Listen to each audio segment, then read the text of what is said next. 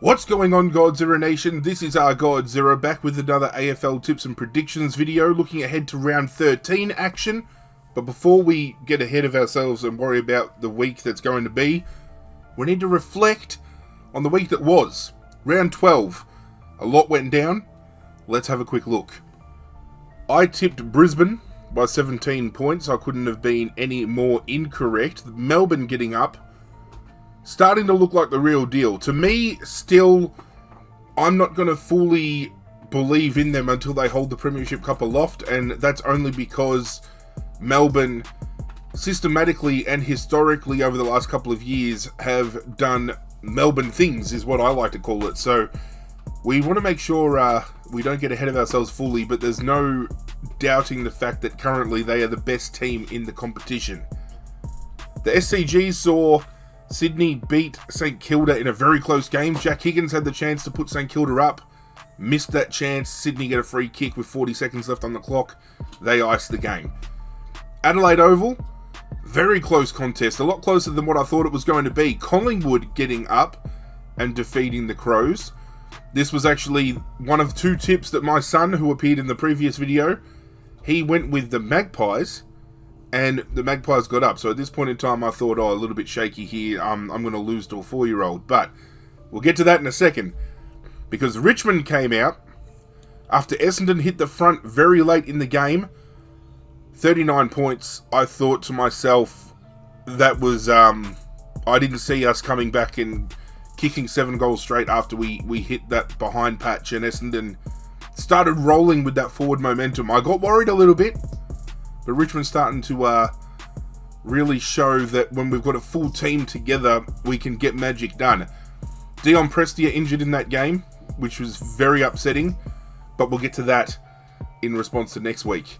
SCG, Carlton, West Coast. I went with West Coast, and for the most part, the game was an arm wrestle, but West Coast skipping away with the win in the end, which was the difference maker in getting back onto even playing field with my son, because he went the Blues, I went West Coast.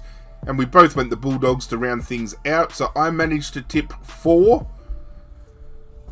Cooper, in his first tipping attempt, tipped 4.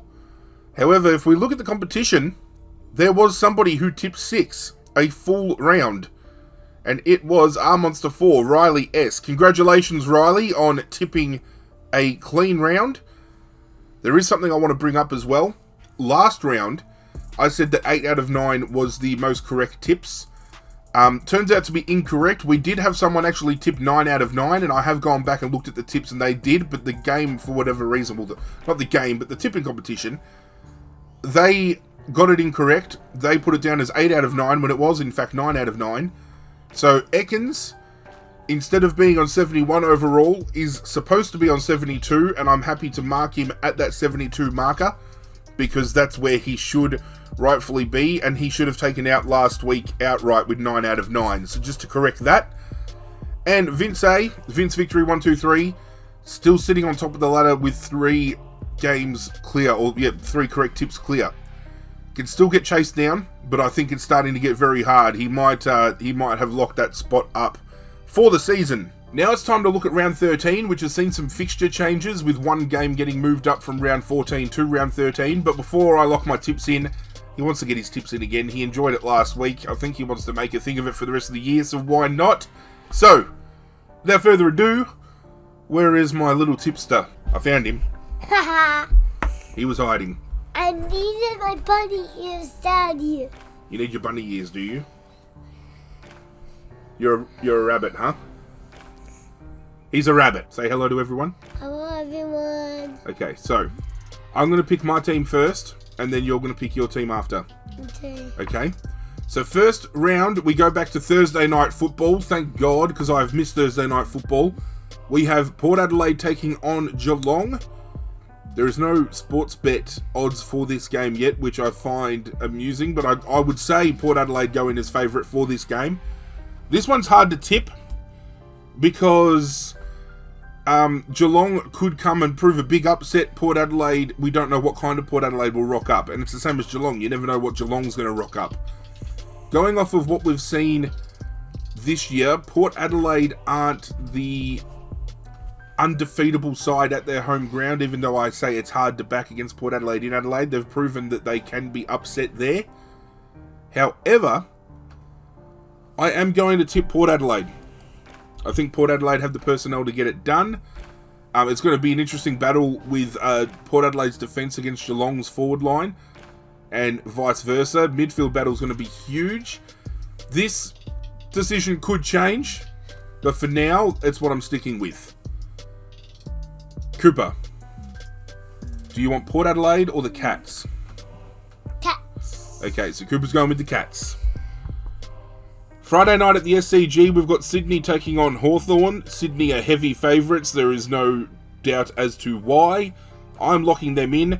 They're going to play finals football in 2021, which is going to be huge for all the Sydney supporters out there. Hawthorn, if you had told me would finish in the bottom 2 this year, I would have told you you're crazy, but we've seen crazier things happen. Do you want to go with the Swans or do you want to go with the Hawks? Which one did you pick? I went with the Swans. Swans. So you're going with the Swans as well. Okay. It's like that. Okay. Saturday action kicks off at Optus Stadium with Fremantle taking on the Gold Coast. I actually liked what Fremantle dished up against the Bulldogs last night, and they gave Bulldogs a run for their money for most part of that game. I'm going to lock in Fremantle, even though personnel changes could see players like Nat Fyfe out with an injury. Brendan Cox apparently has ripped his hamstring off the bone. We had a concussion with Sean Darcy. So depending on the ins and outs, this decision could sway for myself. But currently on face value and off of what I've seen both clubs offering off previous weeks, Fremantle is the team to lock in at home. Do you want the Dockers or the Suns? The Suns. Okay. Wait, did you pick the Suns? Nope, I went the Dockers. Oh, man. Later on that afternoon, well that night actually, we go from afternoon straight to night time on Saturday at Kazali Stadium, neutral ground, St Kilda taking on Adelaide. And I'm going to tip Adelaide here. I have loved what Adelaide have dished up the last couple of weeks. They start strong and they finish strong. It's the middle of the game that they've got to work on. Tex Walker was very inaccurate in front of goal against Collingwood, and he could have been the difference. Actually, if he had kicked a couple of the ones he missed, he would have been the difference. I think if they can get the game on their terms early, they can make St Kilda chase them for most of the game. St Kilda need to win this one, if anything, for respect and just for the supporters to have something to celebrate. But I think Adelaide could get the upset here. Are you going with St Kilda or the Saints or the Crows?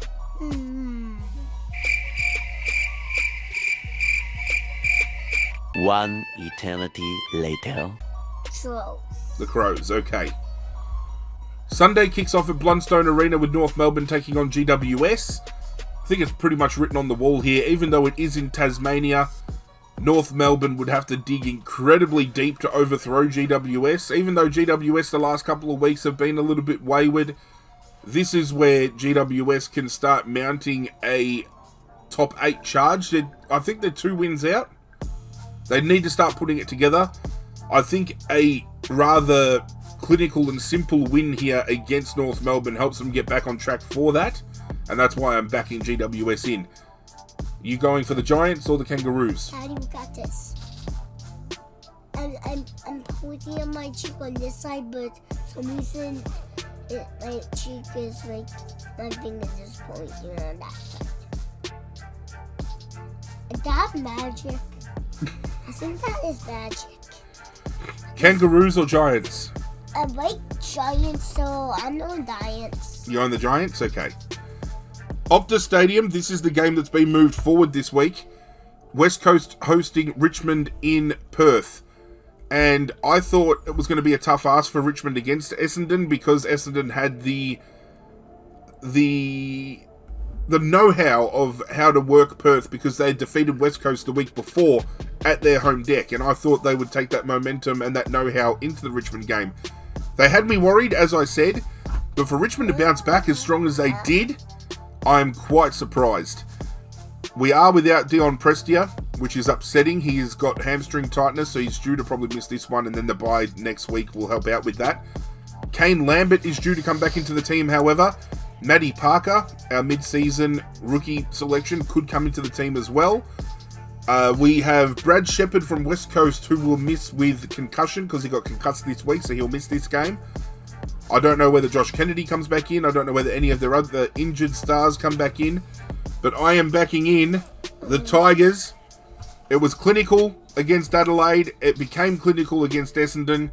We win this game, and I think we potentially can move up into the top 4 if I'm not mistaken. If we have a look at the ladder here, I think we're sitting in 8th spot with 28 points. So a win will put us up to either 4th or 5th place, depending on percentage.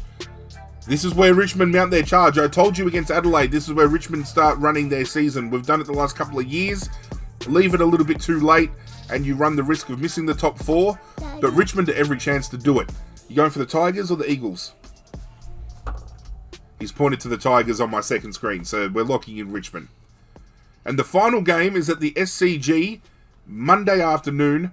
Melbourne, Collingwood, Queen's Birthday football. I'm pretty sure it is Queen's Birthday football. It's quite simple here.